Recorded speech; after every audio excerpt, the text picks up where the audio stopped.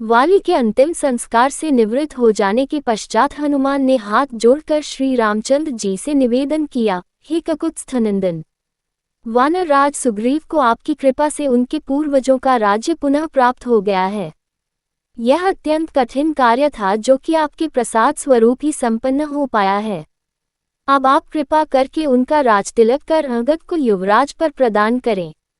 हनुमान की प्रार्थना सुनकर राम बोले, हनुमान सौम्य, मैं पिता की आज्ञा का पालन करते हुए वन में निवास कर रहा हूँ, अतः 14 वर्ष की अवधि पूर्ण होने के पूर्व किसी नगर अथवा ग्राम में जाना मेरे लिए उचित नहीं है।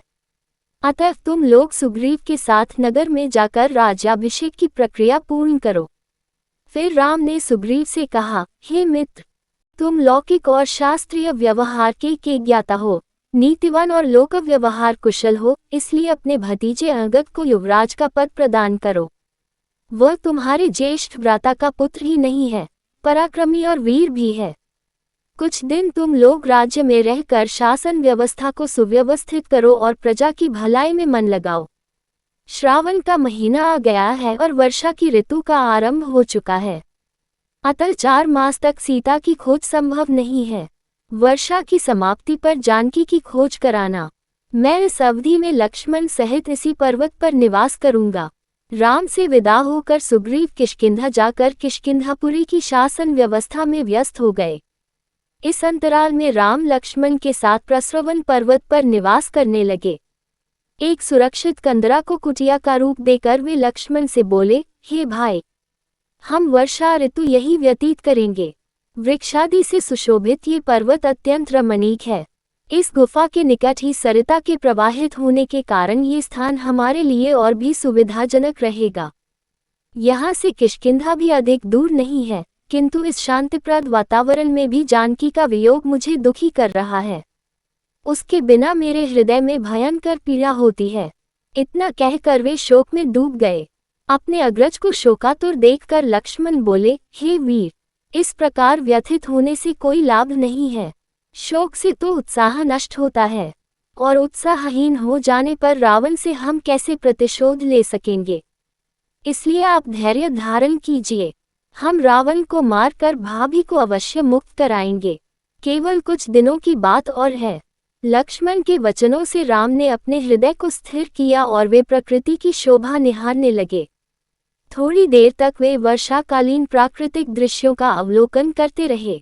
फिर लक्ष्मण से बोले, हे लक्ष्मण, देखो इस वर्षा ऋतु में प्रकृति कितनी सुंदर प्रतीत होती है। ये दीर्घाकार मेघ पर्वतों का रूप धारण किए आकाश में दौड़ रहे हैं। इस वर्षा ऋतु में ये मेघ अमृत की वर्षा करेंगे। उस अमृत से भूतलवासियों का कल्याण करने वाली नाना प्रकार की औषधियां, वनस्पति, अन्न आदि उत्पन्न होंगे। इधर इन बादलों को देखो, एक के ऊपर एक खड़े हुए ये ऐसे प्रतीत होते हैं मानो प्रकृति ने सूर्य तक पहुंचने के लिए इन कृष्ण श्वेत सीढ़ियों का निर्माण किया है। शीतल, मंद, सुगंधित समीर हृदय को किस प्रकार प्रफुल्लित करने का प्रयत्न कर रही है, किंतु विरहीजनों के लिए यह अत्यधिक दुखदायी भी है। उधर पर्वत पर से जो जलधारा बह रही है, उसे देखकर मुझे ऐसा आभास होता है कि सीता भी मेरे वियोग में इसी प्रकार अश्रुधारा बहा रही होगी। इन पर्वतों को देखो, इन्हें देखकर लगता है जैसे ब्रह्मचारी बैठे हों। ये काले काले बादल इनकी मृगछालाएं हों, नद नाले इनके यज्ञोपवीत हों और बादलों की गंभीर गर्जना वेदमंत्रों का पाठ हो। कभी कभी ऐसा प्रतीत होता है कि ये बादल गरज नहीं रहे हैं, अपितु बिजली के कोड़ों से प्रताड़ित होकर पीड़ा से कराहते हुए आर्तनाद कर रहे हैं। काले बादलों में चमकती हुई बिजली ऐसी प्रतीत हो रही है मानो राक्षस राज रावण की गोद में मूर्छित पड़ी जानकी हो। हे लक्ष्मण, जब भी मैं वर्षा के दृश्यों को देखकर अपने मन को बहलाने की चेष्टा करता हूँ तभी मुझे सीता का स्मरण हो आता है। ये देखो, काले मेघों ने 10 दिशाओं को अपनी काली चादर से इस प्रकार आवृत कर लिया है जैसे मेरे हृदय की समस्त भावनाओं को जानकी के वियोग ने आच्छादित कर लिया है। इस वर्षा ऋतु में राजा लोग अपने शत्रु पर आक्रमण नहीं करते, गृहस्थ लोग घर से परदेश नहीं जाते। घर उनके लिए अत्यंत प्रिय हो जाता है। राजहंस भीमान सरोवर की ओर चल पड़ते हैं। चकवे अपनी प्रिय चकवियों के साथ मिलने को आतुर हो जाते हैं और उनसे मिलकर अपूर्व प्राप्त करते हैं। किंतु मैं एक ऐसा अभागा हूँ जिसकी चकवी रूपी सीता अपने चकवे से दूर है। मोर अपनी प्रियाओं के साथ नृत्य कर रहे हैं। ऐसा प्रतीत होता है कि बगुलों की पंक्तियों से शोभायमान जल से भरे श्यामवर्ण मेघ मानो किसी लंबी यात्रा पर जा रहे हैं। वे पर्वतों के शिखरों पर विश्राम करते हुए चल रहे हैं। पृथ्वी पर नई नई घास उगाई है और उस पर बिखरी हुई लाल लाल बीरबहुटियां ऐसी प्रतीत होती हैं मानो कोई नवयौवना कामिनी हरे परिधान पर लाल बूटे वाली बेल लगाए लेटी हो। सारी पृथ्वी इस वर्षा के कारण हरितिमा में हो रही है। सरिताएं कलकल नाद करती हुई बह रही हैं। वानर वृक्षों पर अटखेलियां कर रहे हैं। इस सुखद वातावरण में केवल विरहीजन अपनी प्रियाओं के वियोग में तड़प रहे हैं। उन्हें इस वर्षा की सुखद फुहार में भी शांति नहीं मिलती।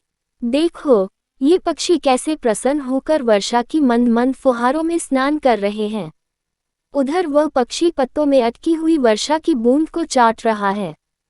सूखी मिट्टी में सोए हुए मेढक मेघों की गर्जना से जागकर ऊपर आ गए हैं और टर टर की गर्जना करते हुए बादलों की गर्जना से स्पर्धा करने लगे हैं। जल की वेगवती धाराओं से निर्मल पर्वत शिखरों से पृथ्वी की ओर दौड़ती हुई सरिताओं की पंक्तियां इस प्रकार बिखर कर बह रही हैं जैसे किसी के धवल कंठ से मोतियों की माला टूटकर बिखर रही हो। लो, अब पक्षी घोंसलों में छिपने लगे हैं, कमल सकुचाने लगे हैं और मालती खिलने लगी है। इससे प्रतीत होता है कि अब शीघ्र ही पृथ्वी पर संध्या की लालिमा बिखर जाएगी। फिर राम ने श्वास छोड़कर बोले, वाली के मरने से सुग्रीव ने अपना राज्य पा लिया।